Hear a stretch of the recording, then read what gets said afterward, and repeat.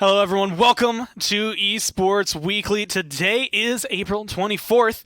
We're going to be going over some fun things for you today. As always, we're going to be going through the Console League, the Minor League, the Premier League. We have an interview later with Phoenix from Nodus Vincier, and a lot of fun things to be able to kind of talk about in regards to our leagues. Of course, it was a bye week this week for the Console League and the Minor League, so you might not have seen any games, but we are still going to be able to crack open some eggshells as we look back at the first 6 weeks, maybe ahead a little bit to what we expect to see in the next 6 for them to play. But the big thing that has been on everyone's mind, and the big thing I think that has been making kind of the difference right now, is obviously the Premier League. It's the one that has come in hot. We have teams like SSG and NIP right now undefeated. SSG come in last week and they look phenomenal. But then you get other teams that are maybe not quite at that level just yet, and that's where Renegades comes into the mix.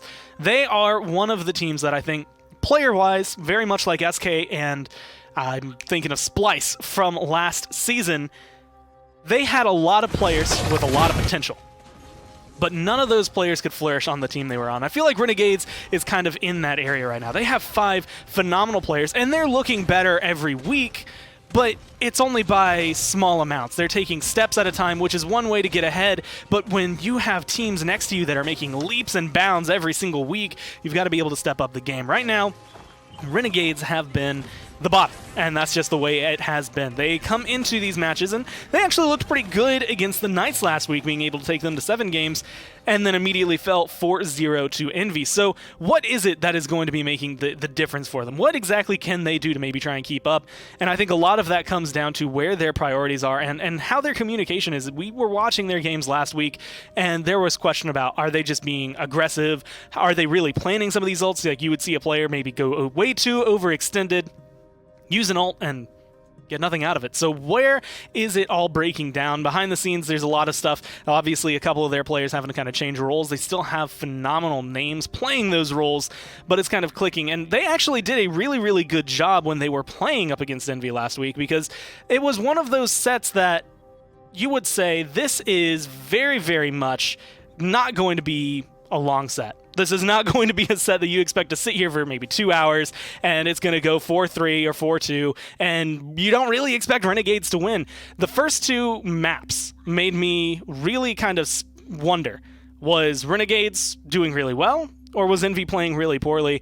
And I think at the time for the first 2 maps, Envy have been trying to figure out where exactly they want to go. When you look at Renegades right now, the biggest strength they have in them is if anyone either underestimates them or maybe overestimates their own abilities. Envy last week, it was sloppy. That's the only real way to word that one. They came in and they were not playing the way you expect to see them. It's not the same team that you saw at the World Championship. It's not the same team that you saw even just 3 weeks ago in week 1.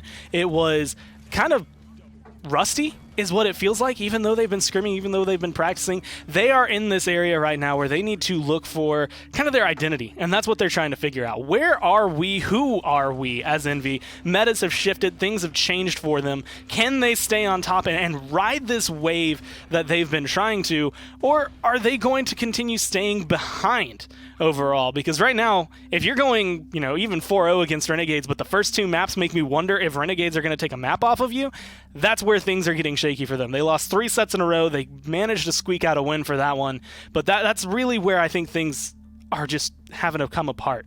Envy needs to figure out what's going on. Renegades are looking better, but admittedly, I'm not sure if that was them or if it was because Envy are quite unsure of themselves. The other teams last week, though, that looked phenomenal really were the Knights, honestly.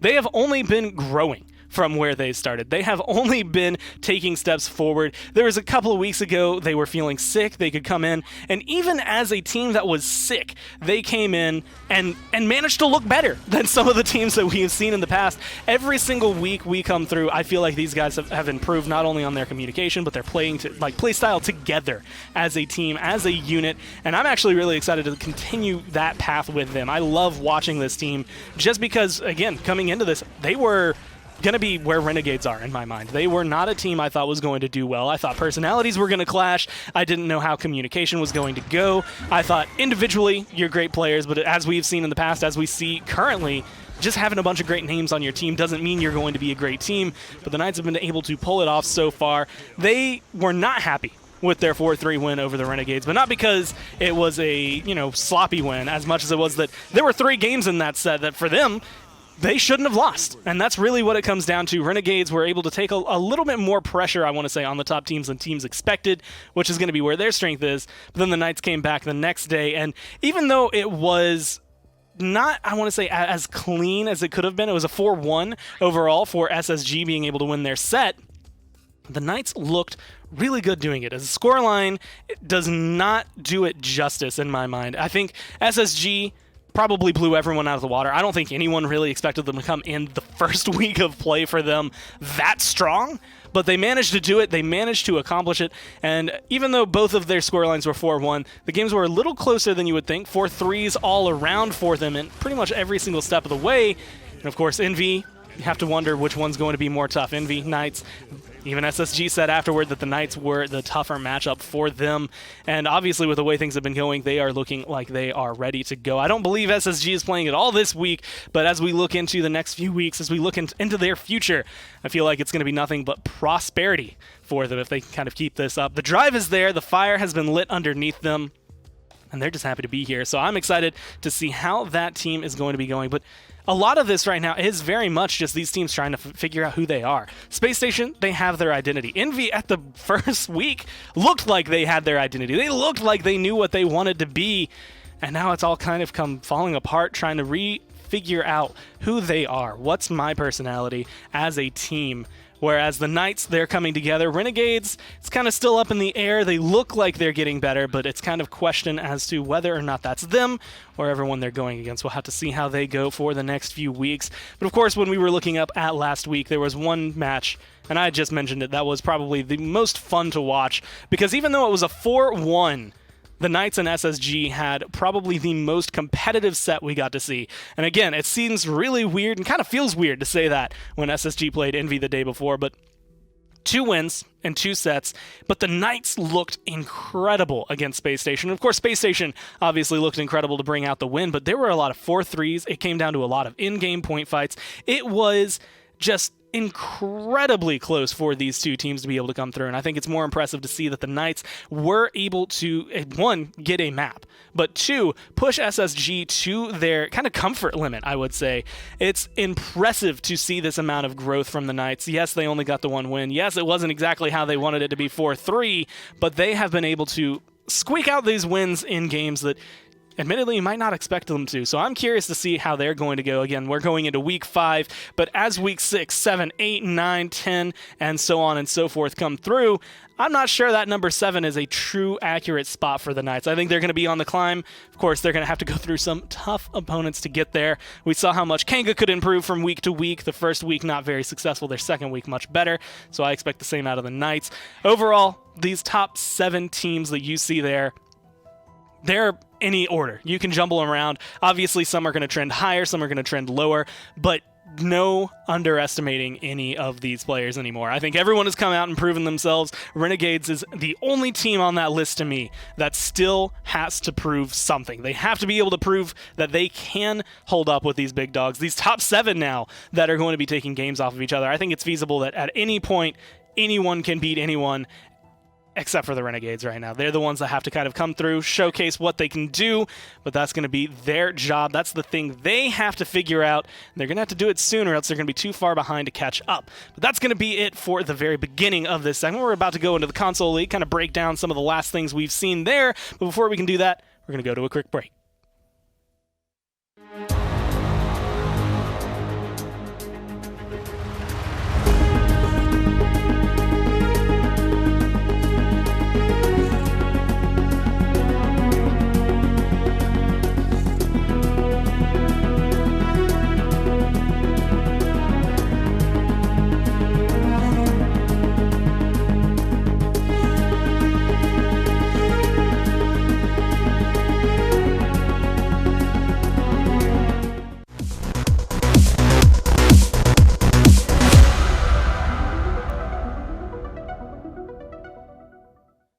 Told you it'd be quick. We came back. We're here, and now sitting on the desk with me is going to be none other than Dave Olson, our console correspondent.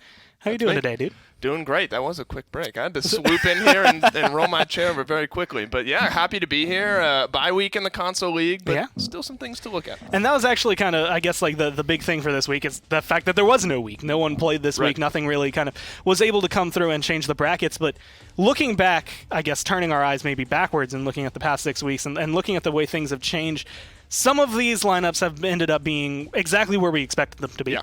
And some of them have kind of shifted around. Specifically, I think in North America, we've seen a couple of teams that are always going like neck and neck, never know who's really going to pull it out. Of course, sometimes it's roster changes that change that. Sometimes it's maybe, roster changes that happen that they didn't want. Maybe a suspension coming through for a player. So what exactly has kind of caught your eyes through these weeks? Well, looking at Xbox NA specifically, this really has been the region of a lot of roster changes. eStorm Retaliation they've really bounced back and forth on their roster, trying to find their footing.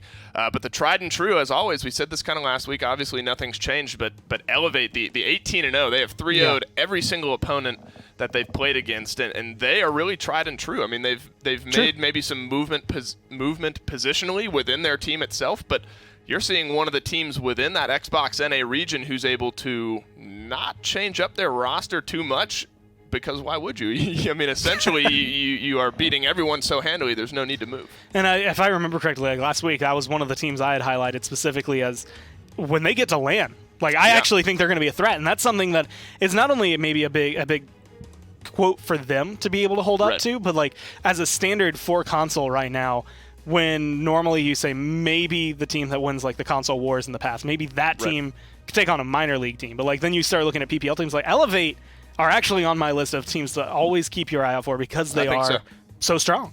No, I agree. And looking at Xbox NA still specifically, is a few of the kind of MVPs that I kind of look at in that region. 3 of them are from this Elevate roster. Emmett Payne, the guy you see on the highlights right now, DPS on the side of Elevate, and he, week after week, whether we're broadcasting or not, makes his name known. I mean, somehow, even if his game's not broadcasted, you know he's had a great week. Oh, yeah. He's a guy you have to keep your eye on. I think arguably one of the best in the entire league, but certainly in the Xbox NA region, I'd put him right around the top of those standings. I think Exodia as well, another guy that I kind of have highlighted as one of the MVPs in the Xbox NA region.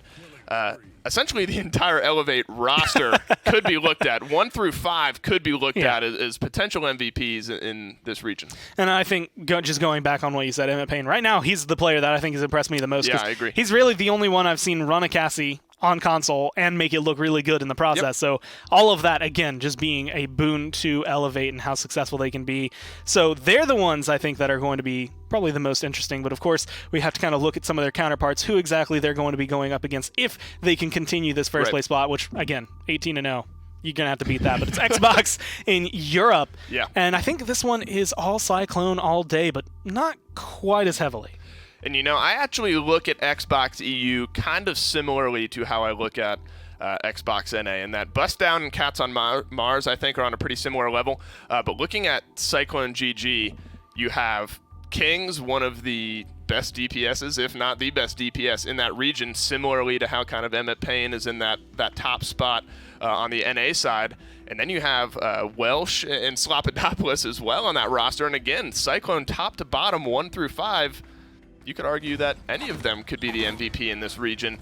Wildcard as well on Bust Down, the guy you see now in the highlights, throwing out the Bomb King in this region as well. One of the kind of interesting meta choices I've known is this is the only region that's really dove into the Bomb King. Of course, Kings plays it a good bit. Wildcard has played it a couple times, and that's been something interesting, honestly, that I've kind of wanted to keep my eye on, is how that continues to develop. The Bomb King has played in the other regions as well. But more so in this Xbox EU region. I think it's pretty interesting. And I honestly think not only seeing, because that's something we've seen in the past, right? Console per console, region by region, there's a different kind of meta. There's certain things in console, Victor, Vivian, that are kind of sitting up at the top, but whichever team, in my eyes, can bring that different flavor. If Emmett Payne's playing a Cassie, if you have Wildcard and other players coming from Xbox EU, and they're playing a Bomb King, that jumbles things up either when they meet, or honestly, just in your region, knowing that maybe if you're playing Viral, they don't have a Bomb King. They don't know how to deal with it as well. No, and that's definitely something to look at as well. And then, Slopodopoulos throughout the sky a couple times. We saw him play emoji once. I mean, the Xbox EU meta, just because of how comfortable some of these players are, is constantly shifting. Well, now we can take a kind of look at, I want to say probably the region with the most contentious area, which is North America. But PlayStation 4. Right. This is where things have been changing a ton in terms of just the players, which is looking at heating up, which I believe we just talked about last week, SJP no longer being on that roster, suspended for at least the rest of this split. And Onslaught, which a lot of players will remember if you're looking at that, that's Invictus. So obviously the both 5-1, literally one map between them that is different right now. And that is going to make a big difference. Obviously, last week we talked a lot about this specific matchup, but this region as a whole has been a lot more contended than I think anyone really expected.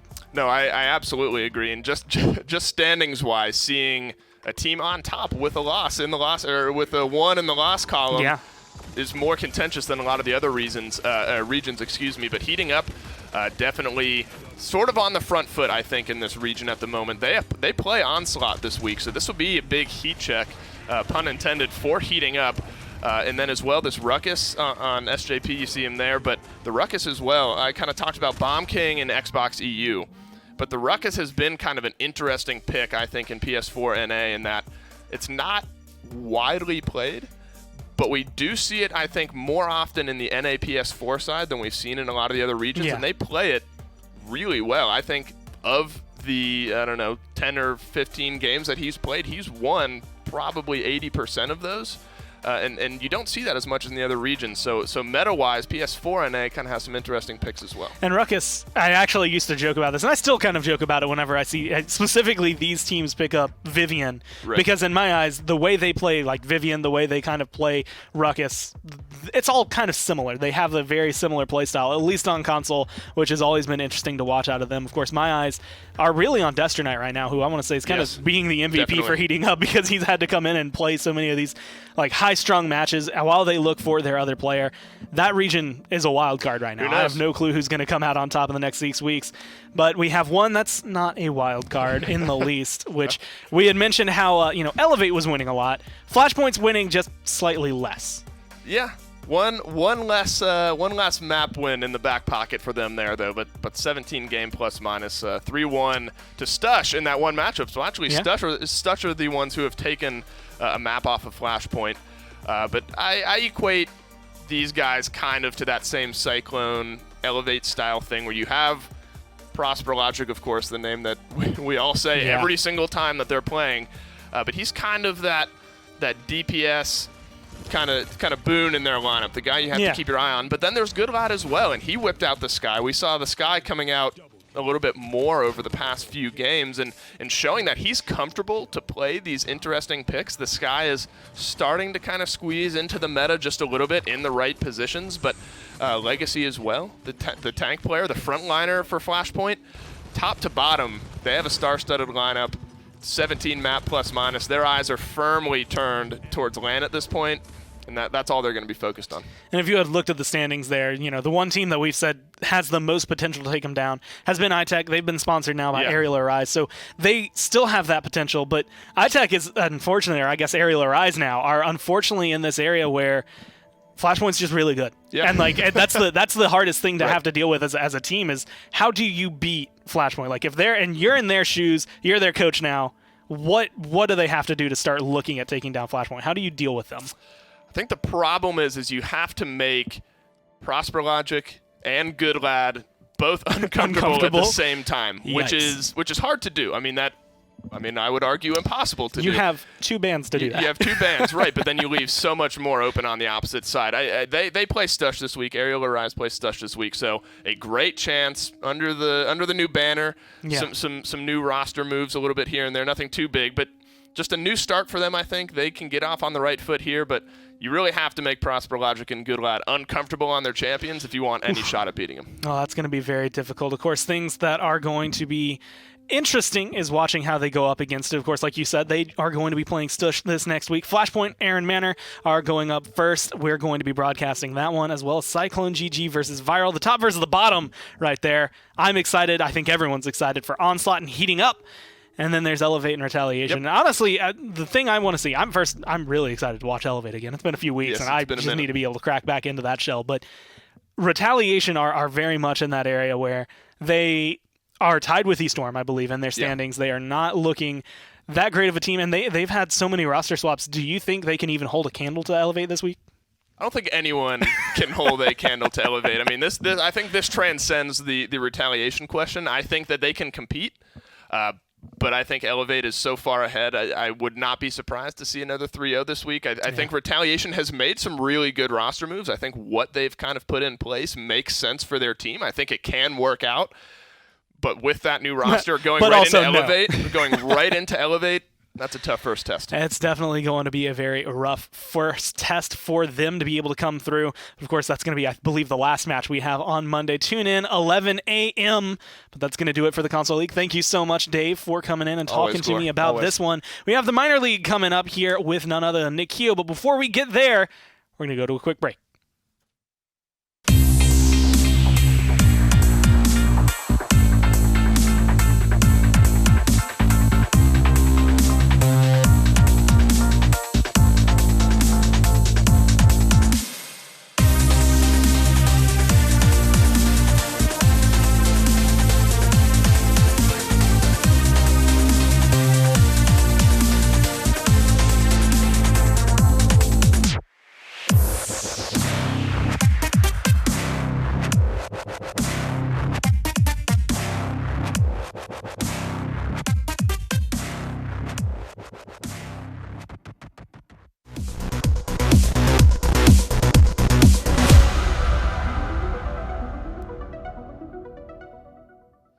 Welcome back, everyone. Now we're in minor league area. You can see red lights behind me. Means we are jumping into a new, fresh segment, I guess, for all of this.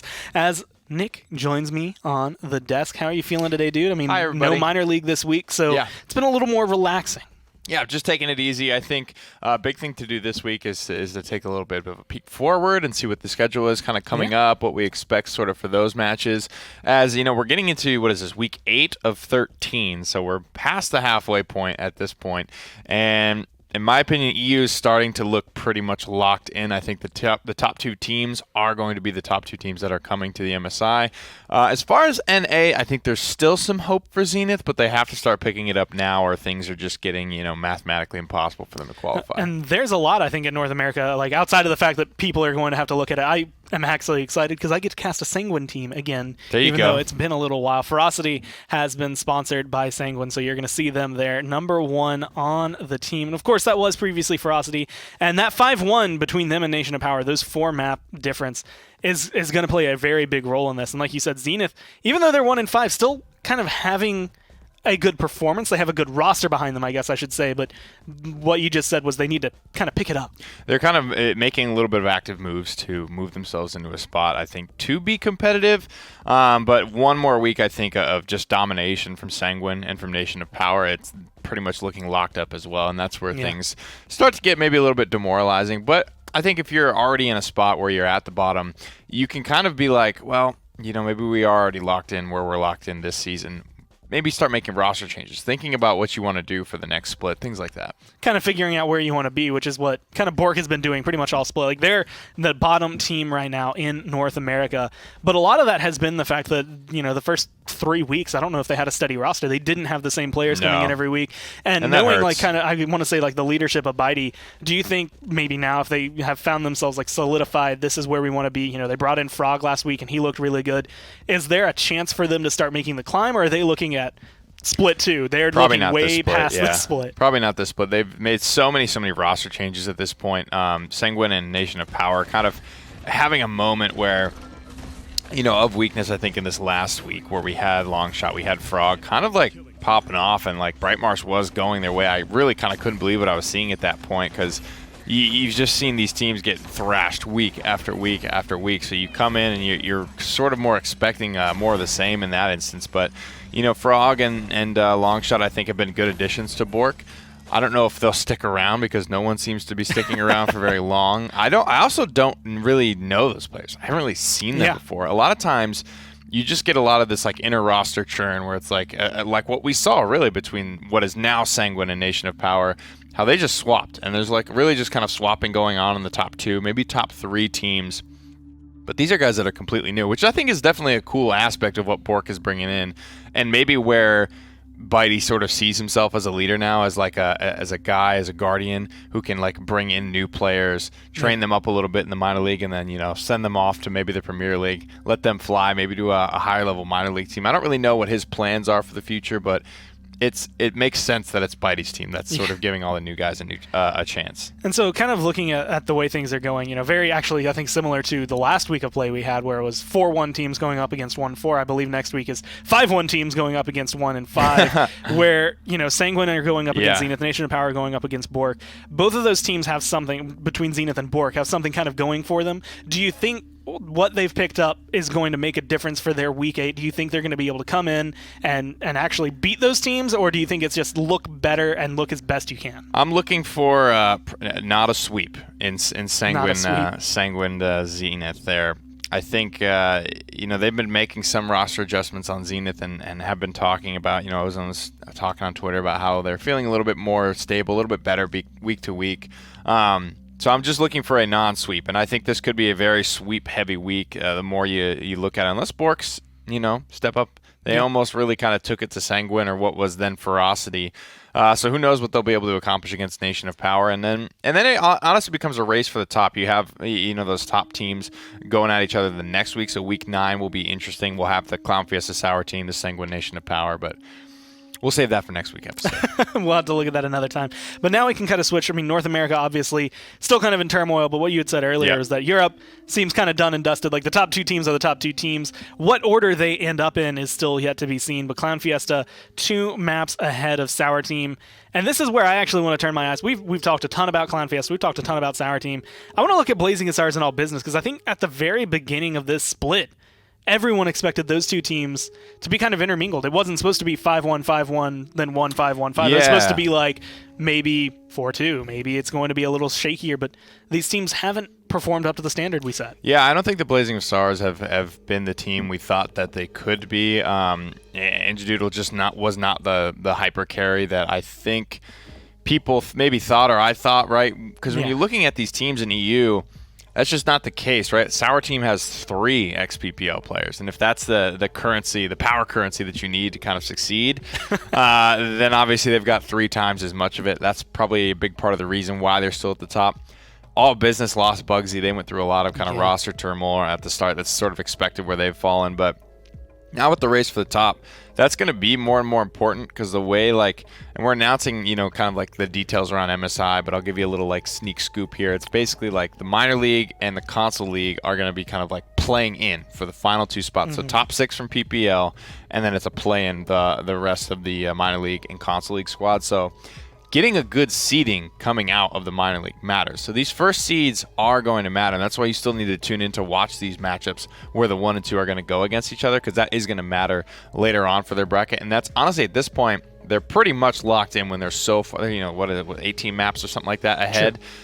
They're good for top 2, but they aren't good. As you saw, the differential in EU was only 2 maps between Sour Team and Clown Fiesta. Sour Team was dominating at the start, and then Clown Fiesta kind of creeped their way back in. So these guys could go back and forth the rest of the split. So that's why Europe is definitely going to be where to watch going forward. And this is actually one of the things, and again, kind of looking towards the NSI, like you said, minor league teams are going to end up having to play against some of the console teams. We've looked at some of those console teams. Yeah. Obviously, we have the minor league teams our eyes are on. Is there any specific player, I want to say, that is maybe, or a specific team at this point that is, in your eyes, the team that could go through and even take down some PPLs?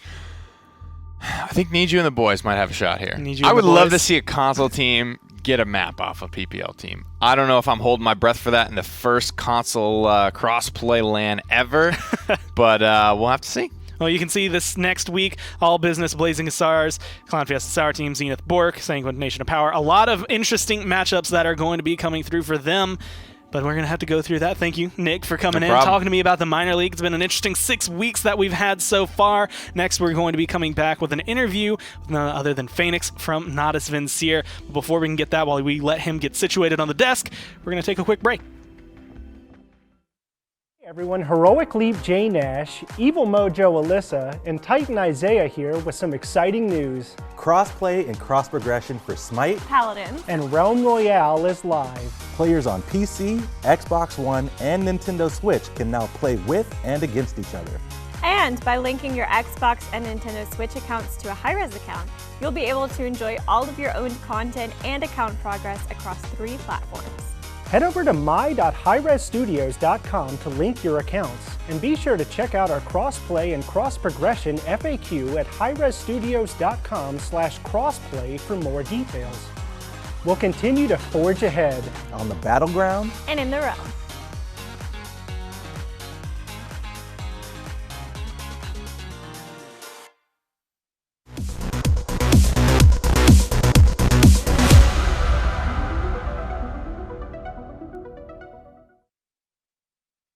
Everyone, as we come forward with now Phoenix sitting next to me on the desk. And this one I'm actually excited for because, Na'Vi, you were successful in your first couple weeks. You didn't quite get the matchup, I think, against Envy that you were looking for. But, I mean, you weren't playing your role anymore. Exactly. You had Zarini coming in. And so now, I guess, coming into this next week and the next few weeks, you're back where you're comfortable in your zone. Mutu's coming back in to play that DPS. So how's the team feeling? Team is actually feeling great. Our results with Zarini were better than expected, if I'm going to be honest about it. It was just rough switching from role and switching, even Zarini switched role because he was used to be a main tank. So there was 2 role swaps and a new player. And we were very happy with the results. Envy had a strong first week. They forward Kanga as well. Kanga looked better afterwards as well. So we're very happy with the results, and we're glad to be back together. Well, now you get to come in kind of like full force, and that's actually, highlighting what you just said, where I wanted to drive this. It's like I could talk to you like you're Na'Vi. Like you're the team that won last year. Like everyone knows you're really good, and having Mutu back I think is going to be great for you. But when you look at Envy in week 1 compared to Envy last week, right? That's like a different matchup. Do you think just based on now you being comfortable and kind of the way teams have shaken out that's going to give you kind of better standings overall? You're going to get some more wins here? We're very comfortable always, no matter what the patch is. We're very fast to adapting to patches, no matter what really happens, if I'm going to be honest. That's what even happened with Zarini on the second week when the patch changed and Genos came in instead of the Grover. We adapted very fast. I don't think it's going to make any big difference for us personally. I think for other teams it's more about adapting. So I'm comfortable, and I feel like we can stay around the top easily. So I kind of want to ask your opinion, about some of the other teams that you're going to end up having to go against. Like Envy you faced, and like I said, last week was a little shaky for them, but looking into the undefeated teams, NIP is someone that, obviously you guys have been playing for a long time, but they have been on fire the last couple of weeks. When they went up against Envy 2 weeks ago, I believe it was, they just trashed them. They came in and they looked really good. So how are you feeling again as them, looking at them as an opposing team?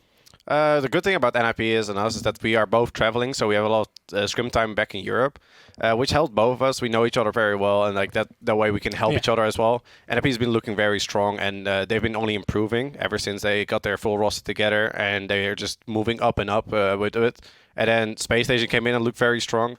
And even VP and Kanga, who we're playing this week, looked very strong as well. So I'm very excited for good competition and good games all around. I think I've been saying it. I think you'd agree. Pretty much any team at this point can come in and potentially win any of the sets they play. I always say this, that every team basically can beat each other, especially early on when nothing is settled yet. So I feel like later on in the split, even towards the second split, things will be more clear and teams will be more comfortable. Well, we'll have to see. I mean, thanks for coming in. I know it was a very quick interview, and I know it took a little time out of your scrim, so you can go ahead and get back to your practice as you come through. Good luck in your games this week.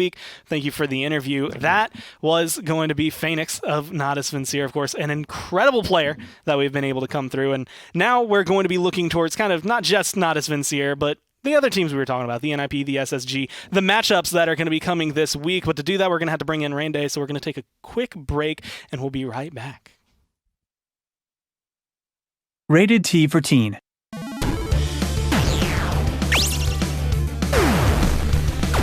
Didn't even need to hit level 40.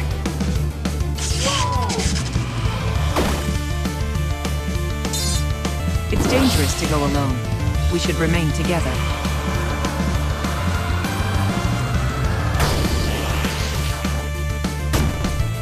All my holographics and despair.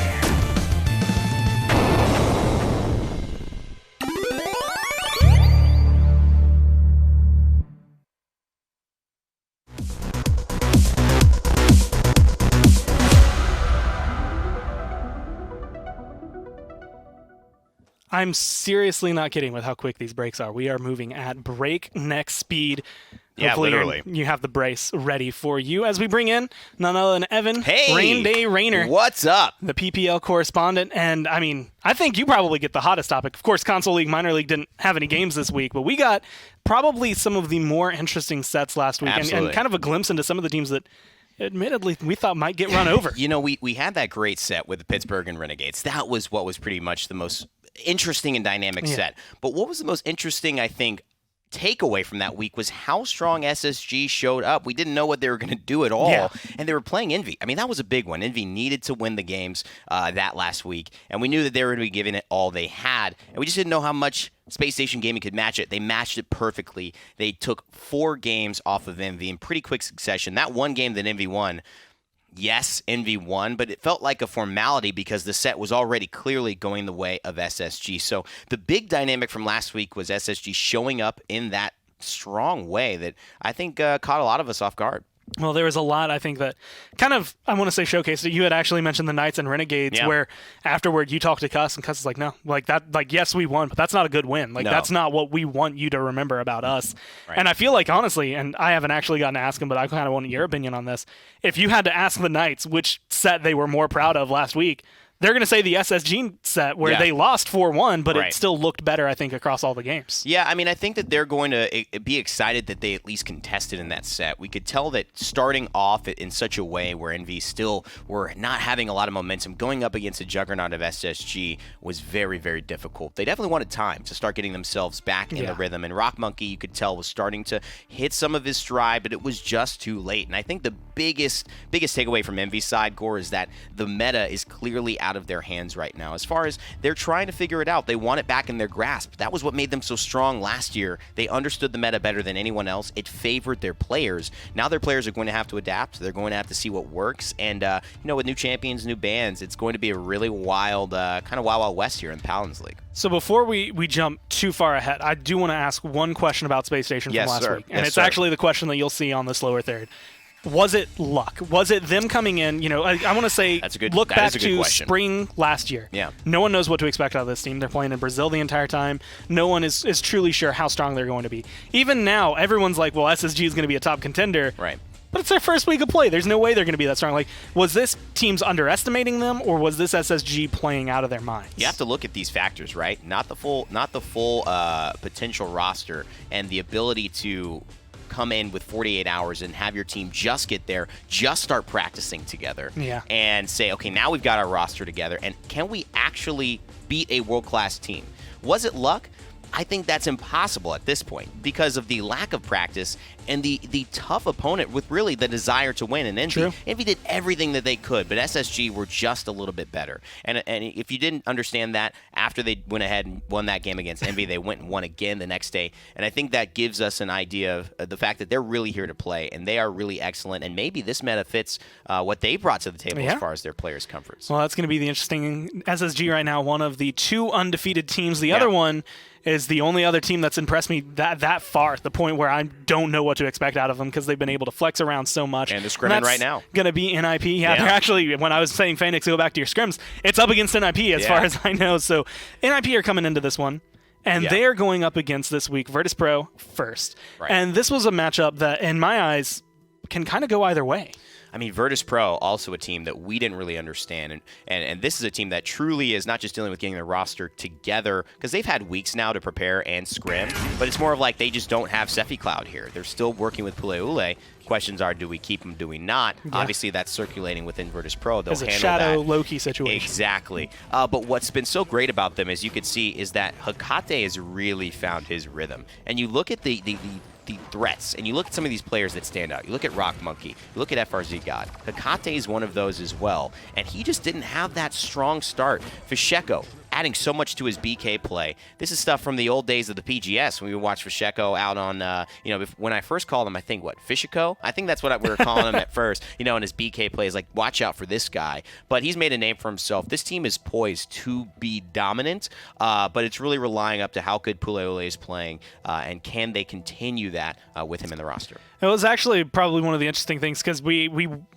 got our predictions ready for this matchup, and it's leaning more kind of 3-1, which is something something we saw a lot last week. You're leaning with Virtus Pro this week. I know. And I think everyone else, honestly, I'm going to admit, for me it was a comfort. I just feel like there's consistency in NIP personally that I think is going to give them the leg up. But like I said, this one to me is kind of a coin flip. Well, what was so interesting is we saw the test of Moonchopper, against guys like DiggyDog, right? When NIP was able to take down the Renegades, and Moonchopper wasn't quite at that level. Puleole has been there and done that. And so I think DiggyDog, still a phenomenal player, so flexible, probably the best off-tank that we've seen play aside from Phoenix and Sadak and Puleole here. So we'll see if Puleole can actually combat him in the right fashion, because that's going to be the big difference for them. If they can really keep DiggyDog at bay, he just created too much pressure for NIP. If he doesn't do that, I'm really curious to see where it falls onto, how much Bonker and Alex can do to really offset that. At this point, I want to know, like, can we throw Alex into is he technically, like, not only just a flex, but, like, is he also an off-tank? Because, like, that Barrett game he had last week well, they're running triple ridiculous. tanks. It's like, I mean, they are bringing in a roster that,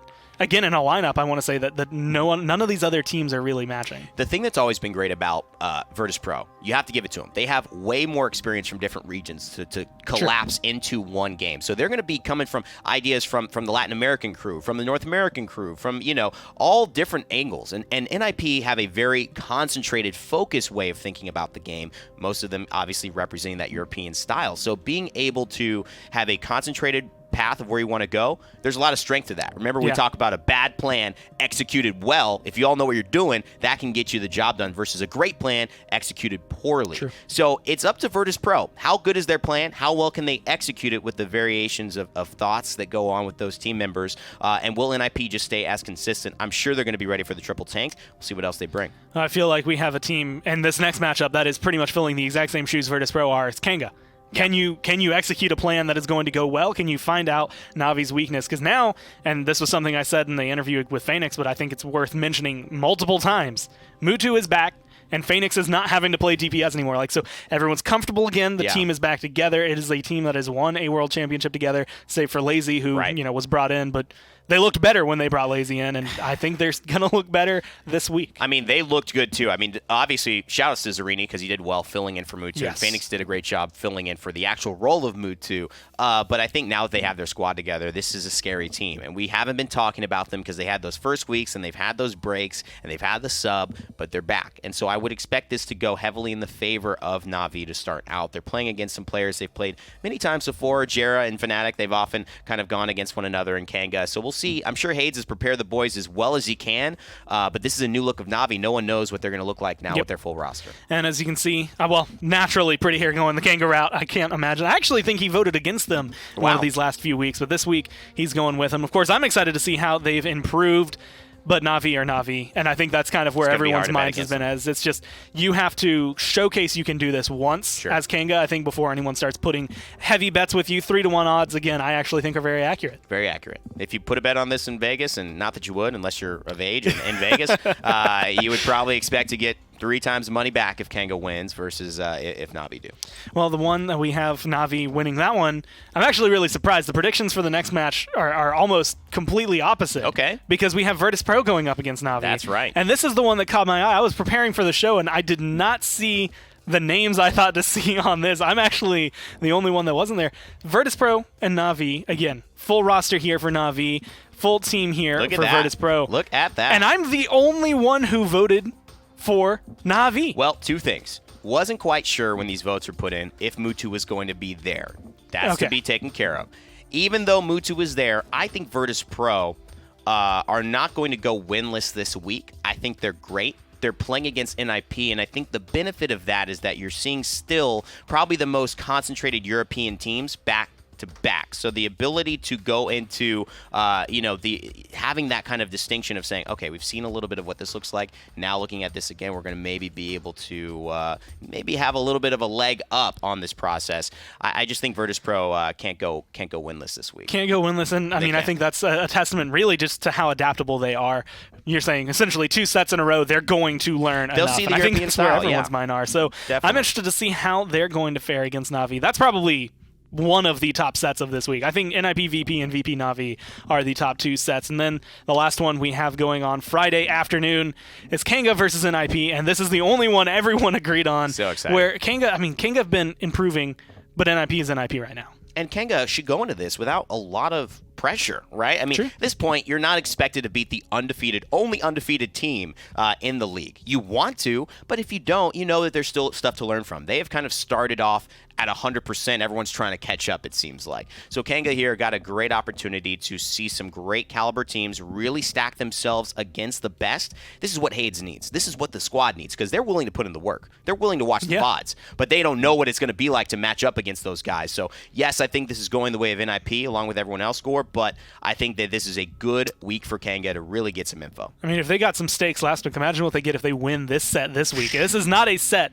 that your team is even in a position to win, based on standings, based on level of play, based on what we've seen. So unless Kenga has spent these last couple of weeks that they've been just practicing and grinding to the point where they are a completely different team these next 2 days than we have seen, I don't know what we're going to see out of them, but I'm excited to see how it is. Of course, we can look at the standings and see exactly where they end up. Kenga right now are going to be spending their time in 6th, but depending on how much they either perform against Na'Vi or learn from Na'Vi, maybe you're going to see them rise in the ranks. Maybe some of those top 2 teams, at least number 1 and 3, might get knocked down. But, I mean, this is going to be a very, very high competitive week, I guess is the best way to word it. Envy are lucky they got that win against Na'Vi early. Oh, man, with Serini, I mean, they would have been 2 and 4 right now. Na'Vi would have been in I think a 3-1 commanding position as well in the league. So Na'Vi, no, they probably let that one slip. I don't think they're going to do that this week. They're going to be coming out firing. Well, it's been an incredible run, I want to say, so far for them. And again, based on what I've heard, not only now from Phoenix, but just seeing kind of behind the scenes, Na'Vi are feeling better and better and better. So based on what we saw out of Envy last week, I'm kind of curious as to where that's going to be. Exactly like you said. They're very lucky. It's going to be a good week of games, baby. It's going to be a good week of games. We'll have Meta Pusher here on the desk as well Friday. I'll be gone, but I'll be here Thursday. So it's going to be awesome. I can't wait to see him and be a part of it. It'll be nice to get that kind of, I want to say, a coach intel kind of look at these teams. So it's going to be very cool. But hey, thanks for joining me, talking about the Premier League. Thank you. Breaking down the matches we're going to have. 4 ridiculous ones. This week is going to be incredible. If Kenga win either of their sets, you can expect it to be blown up, not only on Twitter, but maybe just at their house. I expect they're going to throw a house party. But that's going to do it for the Premier League talk today. We actually do have one more segment coming up right after this, so we're going to be right back, and then we'll come through with more Esports Weekly.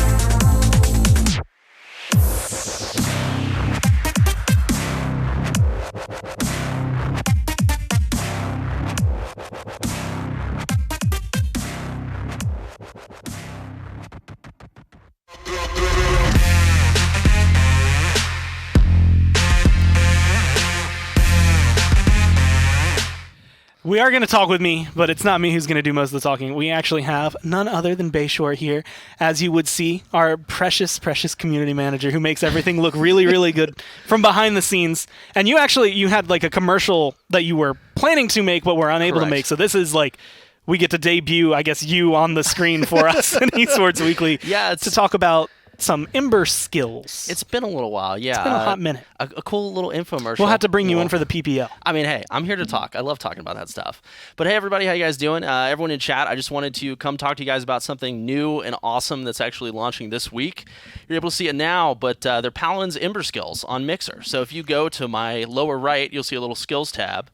And you can click that and buy some Mixer Embers, right? And pop off these awesome animated skills, which have their own hashtags, branding for each of our orgs, all that fun stuff. And the awesome part about it is that a portion of the proceeds go back to the organizations. Nice. Which is really great. We're really excited about that. And we also have a portion of those proceeds going to the Paladins World Championship and Mid-Invitational, which is also really awesome. So it's a nice way to support your favorite orgs, your favorite teams, and loop everything right back into our awesome esports production. Yeah, so being able to kind of see these teams fight for more in their prize pool and kind of have that support being shown not only financially, which is always good for them, but also being able to spam it as much as you want in the chat. Yes, these can be spammed. Can't confirm. You can spam them. He has said that. That means the mod team has to listen to it now. It is on broadcast. Clip this. Do whatever you can. Anytime if you get timed out for it, that's going to be what it is. But thanks, Bayshore, for coming in and kind of letting the people know. Thanks for having me, man. Appreciate it. But yeah, that's going to do it for this week's Esports Weekly. Of course, go through, support your favorite team on Mixer in these next couple of days as the Premier League comes through. You're going to want to spam as many of that as you can. My name's been Gormizer from everyone here who joined in today. This has been Esports Weekly. Thank you for tuning in, and we will be back tomorrow, 1 p.m. with the Premier League.